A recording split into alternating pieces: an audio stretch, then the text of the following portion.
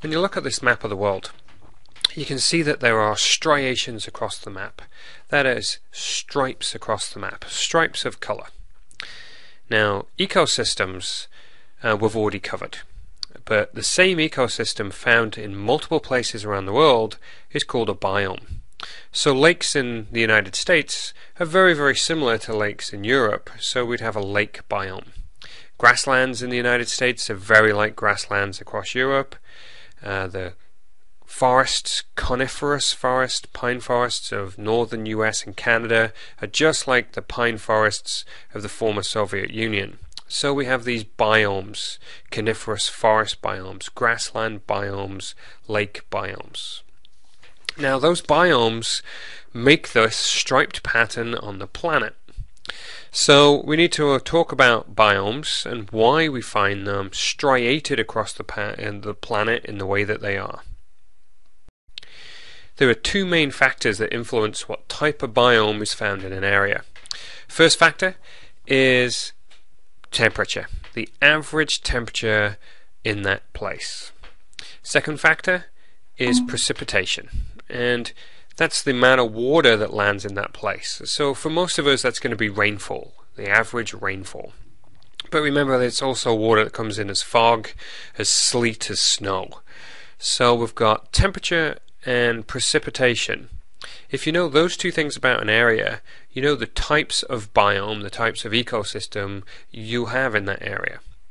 So from here we can see that deserts can be fairly warm or fairly cool, but just get less water than grasslands. And grasslands tend to get less water than temperate deciduous forests. So the big difference between the desert, the grassland, and the deciduous forest is really the amount of water it receives each year. So we have two things that influence the type of biome, temperature and precipitation. And we know that the type of biome changes as you go from the equator towards the North Pole. So why does the biome change? Obviously the biome changes because of temperature. The equator is much warmer than the poles. And you do need to understand why we have this differentiation in temperature, difference in temperature on the planet. So when you look at a slide here, we've got the sun passing energy to the Earth. And there's two lines, two yellow lines, arrows, showing how solar energy flows from the sun through space to the Earth. Now, if you were to take a ball, and another way to do that is to take somebody's head and move your hand quickly so that your hand just strikes the top of the head or just strikes the top of the ball, that would be like the top yellow line there. So you could easily do that. Put a ball right in front of you, move your hand quickly while holding the ball just so it just touches the top, and see how much energy is transferred. If you were to do that to a person, your head would just, their head would just be skimmed by your hand. It would just right past the top of their head, just touching their hair. And there's not a lot of energy transfer. Now, if you were to move your hand to the lower yellow line and hit the ball in about the center, or hit their head at about the level of their nose, and do that same speed of movement, your hand would come sliding along and boom, slap into their face. Or slide along and slap right into the center of the ball would go flying. Their face would go flying sideways. Lots and lots of energy transfer. So at the equator, because the light hits the planet at about 90 degrees, we get lots and lots of energy transfer. The energy is absorbed by the ground, changed into infrared energy, into heat energy. That's the first law of thermodynamics. Energy can be changed.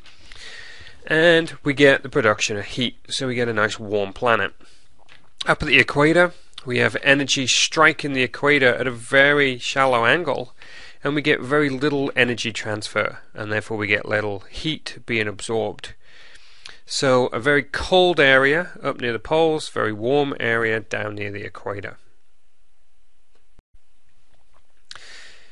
So we've got differentiation in heating on the planet. Some places are warm, some places are cold, and that also causes the wind to blow.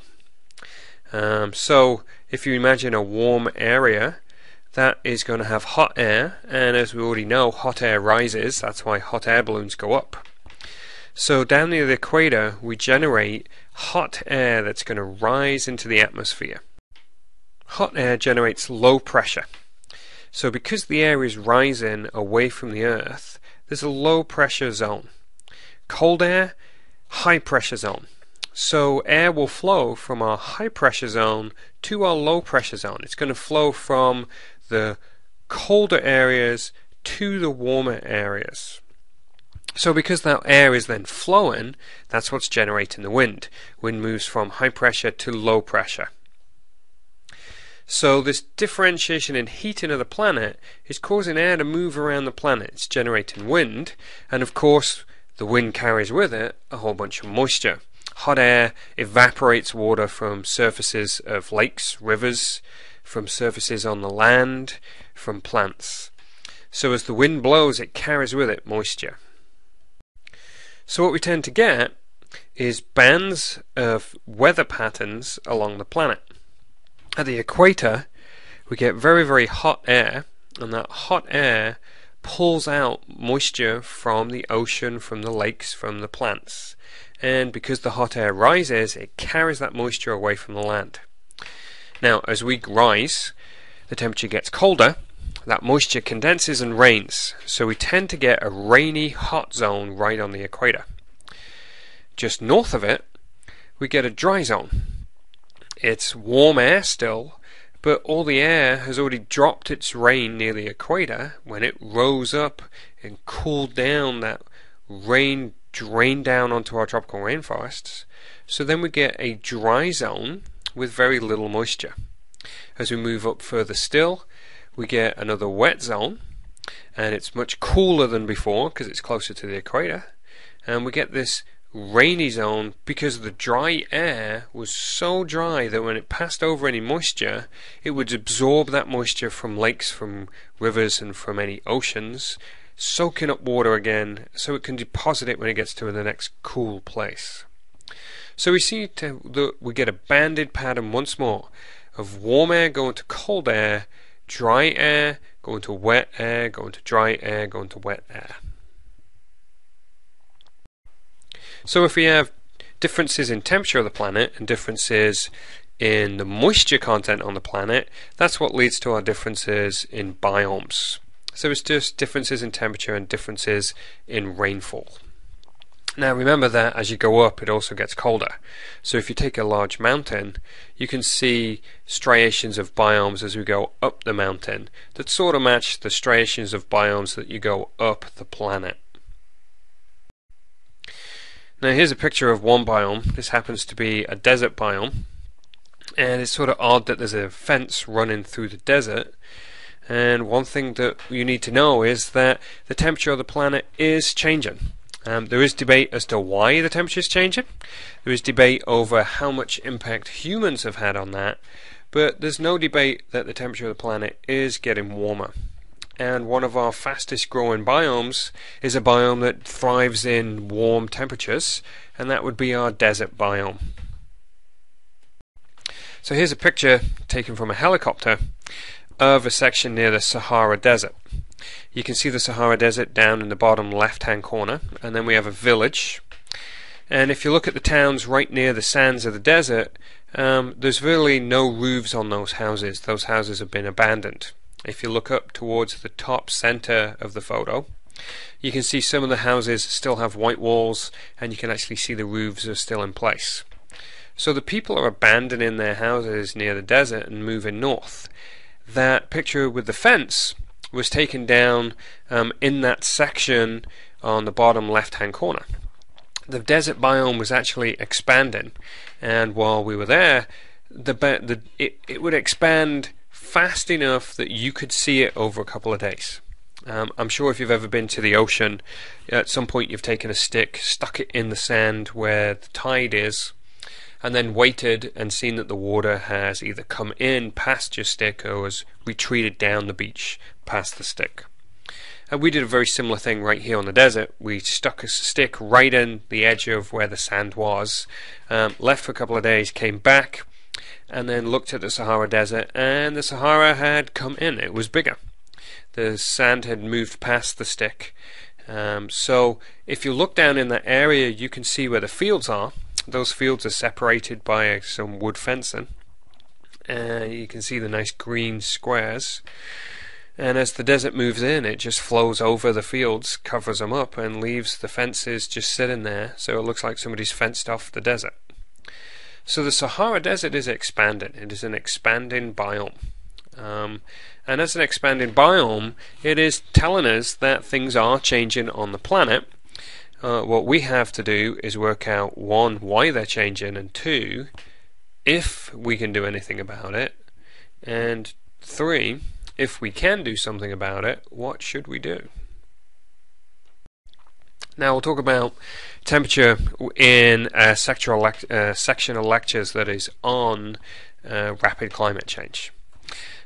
We do need to talk about a few more biomes. Now, biomes have different amounts of productivity. Not every biome produces the same amount of energy as every other biome. So we know that food chains follow energy transfer through an ecosystem. Well, not every single ecosystem passes the same amount of energy through it. We know that northern ecosystems don't have as much energy as those near the equator. So tropical rainforests that are found on the equator tend to have large amounts of energy and pass energy through them as primary productivity. Primary productivity, how much energy can the plants grab from sunlight and turn into plant matter? How much plant matter do they generate from sunlight? So tropical rainforests have large amounts of primary productivity. Deserts don't have any because of the limiting factors. Now when we look at this, we could think about, okay, so which ecosystems or biomes would make the best farmland? And people might pick, well, let's pick tropical rainforest. That's where the most energy is. And there is a problem with doing that. The problem with tropical rainforest is the nutrient side of it, not the energy side. To make good farmland, you need to have good soil, good stores of molecules in the soil. So good amounts of nitrogen and phosphorus and potassium, so that the nutrient cycles can function. Tropical rainforests have terrible soil. Their soil is very thin and very sandy. And the first step in making farmland is clearing out all the trees, and normally they sell the lumber and then burn what's left. Now, when they do that, all those nutrients go off to the lumber yard, or are turned into smoke that disappears into the sky. So the soil is very, very thin and very poor. And it normally lasts about 3 years on average before the nutrients have just been removed by the crops used on the farm. Grassland does not grow as fast, but because it slowly decays, it tends to have very thick soils with lots and lots of organic matter.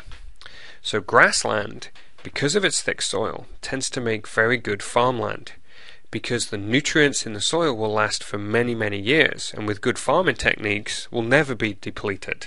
As long as we fertilize the field, we can keep those nutrients there. So using tropical rainforest for farmland is generally a bad idea. Using grassland for farmland is generally a sustainable idea. Now, productivity isn't just something that's seen in ecosystems. Productivity is also seen in crops. So here we have 4 crops that are vital to human existence. We've got on the top left soybeans, and then top right wheat. Then moving down we have corn, and then we've got rice. And these crops show this great idea of productivity. If you pick any of these crops, and corn will be our example, the plant is extremely large, but the part of the plant we eat is very, very small. If you take the corn plant, if you strip away the actual stems and the roots of the plant, all you're going to eat is the ears of corn. And after you've shucked the ears of corn, taken off the leaves, actually stripped the corn that you can eat, the sweet corn, from the cob, most of the plant is unedible. So most of the primary productivity of that plant doesn't go to generate food. It goes to generate waste. Same thing with rice. We eat the seeds. We don't eat the leaves. We don't eat the seed pods. We don't eat the roots. Same thing with wheat. Same thing with soybeans. So the primary productivity here, even though it may be high for the plant, is not generating net productivity. Net productivity is what's available. You can think of it like gross and net income. Your gross income is everything that they say they're going to pay you. Your net income is what you actually get to take home after you've paid your taxes, after you've paid your health insurance and all of that. There's a big difference. So when we are producing a sustainable society, we've got to produce crops, pick crops that have high net productivity, not just high gross productivity. So our productivity has definitely improved over the last few years. We are breeding plants and using genetic modification to mean that plants waste less energy on producing things we can't eat. So productivity is increasing. But as we go through stability, sustainability, we have to get higher and higher productivity from our crops and our animals. And trying to maintain productivity leads us to this topic of biodiversity and stability. Biodiversity is the number of different types of living things in an area. Now, science tells us that the more types of living things in an ecosystem, the more stable that ecosystem is to change. So if you take an ecosystem with many different types of plants, animals, decomposers, it tends to be very stable. Changes in temperature don't affect it. A drought won't affect it very much. If you take an ecosystem with very few types of species, then it tends to be very susceptible to change. A grass that's just grass lawn tends to be very susceptible to change. It gets fungal diseases, it gets plant diseases. If a disease comes in and it affects one piece of the lawn, it will spread across the lawn, and we have to use harsh chemicals to protect it. We have to apply large amounts of fertilizer to keep it. Whereas if you take a much more varied ecosystem, like the grass verge on the side of the road, that nobody ever bothers to fertilize and nobody ever bothers to go in and get rid of the pests, it seems to grow fine just year after year. It just is there. Nobody's tending it, they just mow it. That's just a difference in biodiversity. Now, biodiversity therefore creates stability. The more organisms in an area, the more stable that area is. Biodiversity is also important for another thing. We said that we have to maintain productivity in our crops and in our animals. And we can do that by improving our crops, by doing breeding experiments and breeding in new versions, by doing genetic modification and adding new genes to those organisms. To do both of those things, you have to have the genes and the organisms to do the breeding. Where do you get them from? You get them from biodiversity. You get those genes from organisms that are out in the environment that we don't yet know what to do with. So in this picture, on the left hand side, the green spiky circle thing, that's a type of diatom. And diatoms are phytoplankton. They live in lakes and in the ocean, and they do photosynthesis, and they're tiny, microscopic. And yet, they have to float to stay near the surface so they can be near the light. So within their shell, they normally have 3 bubbles of oil to make them float. And as people have been doing research, they've looked at the types of oils that are in the diatoms. And they've found a group of diatoms that have an oil that is extremely like our normal diesel. Not biodiesel, just straight normal diesel. So there's now a company out there that is utilizing diatoms to make diesel. So notice the amount of productivity would be very high. They're not making roots. They're not making a whole bunch of leaves that we can't use. It's just this tiny microscopic plant, and inside of it is the diesel. So there's very little waste. Well, we couldn't make that out of nothing. You have to find those organisms out in the environment. So biodiversity is almost our larder, our place where we can go to look for new genes. One way to think about this is to ask you about bread mold. Should we get rid of bread mold? Green, fuzzy stuff that grows on your bread and means people have to throw away large amounts of food.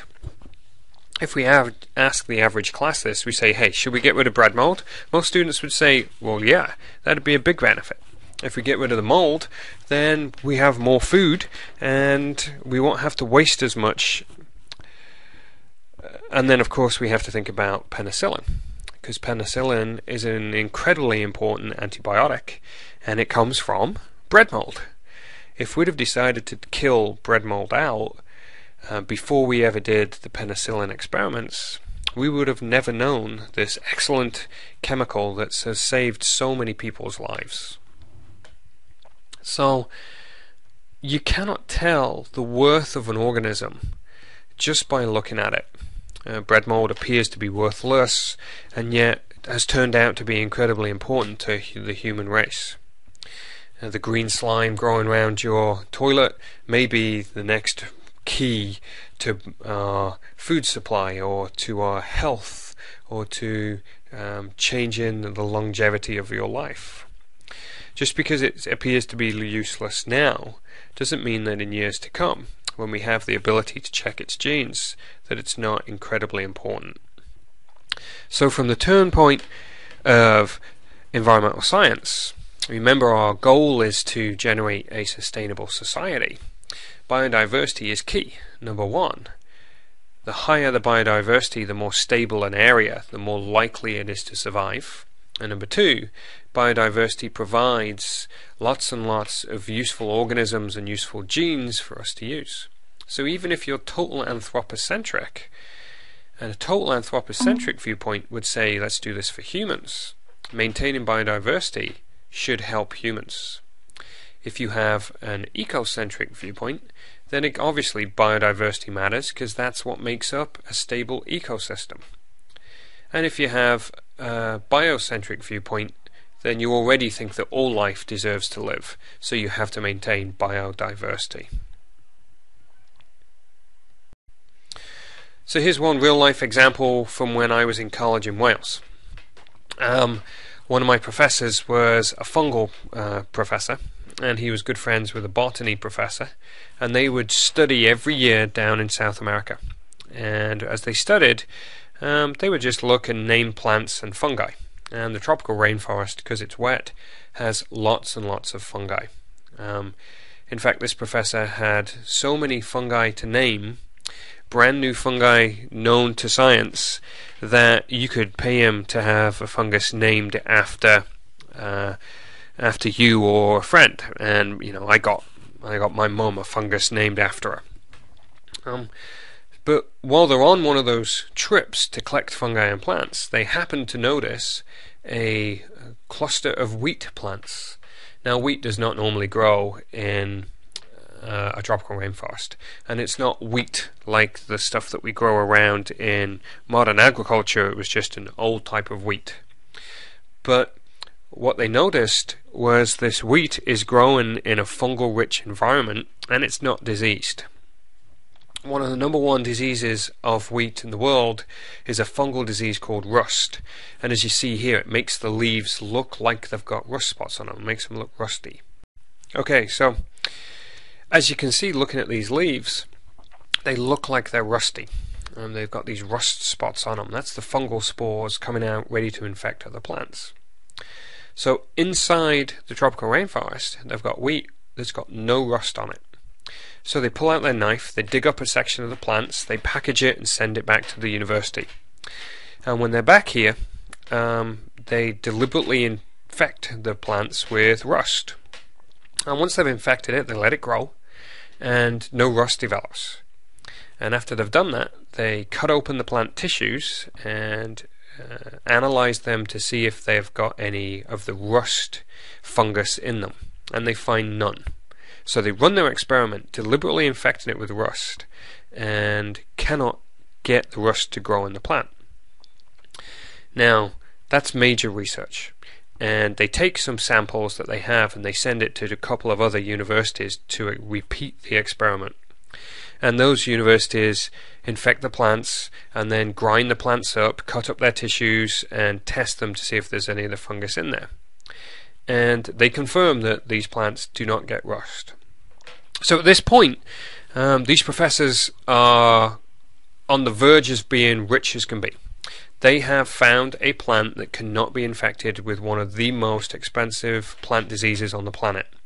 And when they find the genes that protect it, they'll be able to patent them. And once they patent them, every plant from then on that's ever grown that has that gene in it, which would be every wheat plant on the planet, they would make some money from. So they are going to be bazillionaires, rich beyond belief. Their problem is that they've used up all of the wheat because they have to destroy it to test for their fungus that they have. So they jump back on a plane, fly back down to South America, ready to get some more of this. Their problem is when they get there, that section of the rainforest has been burnt. Somebody has done slash and burn management. They've cut down all the trees, they've burnt that section of rainforest, and they're turning it into a farm. So the section where we had the cure for a disease, a major farming disease that would have vastly increased the amount of food we can produce on the planet, we had it. We had it in a university, and we managed to lose it. So maintaining biodiversity is vital for the health of our future society. Not a true story like the one I just told you, but a cool story about a very similar topic is the movie Rain Man. So if you haven't actually seen Rain Man, you might consider going out. It's going to be real cheap to get that from somewhere like iTunes. Just go and watch it. It's a pretty cool movie, and it has to do with maintenance of biodiversity and why we have to keep a high biodiversity for future societies. Now, one last thing before we go. So we talked about biomes and how biomes are found in stripes across the planet, and in different areas there are different biomes. And we've said that we have to maintain biodiversity, so keep a large number of organisms. Don't forget that naturally ecosystems change. The world is not a static thing. Biomes don't stay as they are permanently. Temperature changes, rainfall patterns change, and therefore the land changes. So we see succession. Biomes come and go. It's not a static environment. So you have to expect biomes to change. They should not change rapidly. They shouldn't change within your lifetime. They shouldn't change within a short period of time. But they do change over time. Now, research at the moment is showing that changes are occurring more rapidly than normal. So there is room to worry about why the speed of change is so great. But you can't worry that actually change is occurring. And remember, we talked about conservation and preservation. You know, if you want to conserve something, you would have to let change occur. You would just hope to have naturally speeded change occur, not change that has been altered by human activity. And in preservation, then you would have to try and keep the biome exactly as it is now, not allow that biome to change, but maintain the biome as it is today. Even if you had to do some unnatural things like dredging a lake to stop it from filling in, or deliberately planting plants to keep an area a forest. So conservation and preservation does have a different role when we're trying to look after biomes and maintain biodiversity. And sometimes for biodiversity, preservation may be the thing to do. To produce a seed bank, to deliberately preserve the genes of plants so that we have them for future generations, may be the way to go.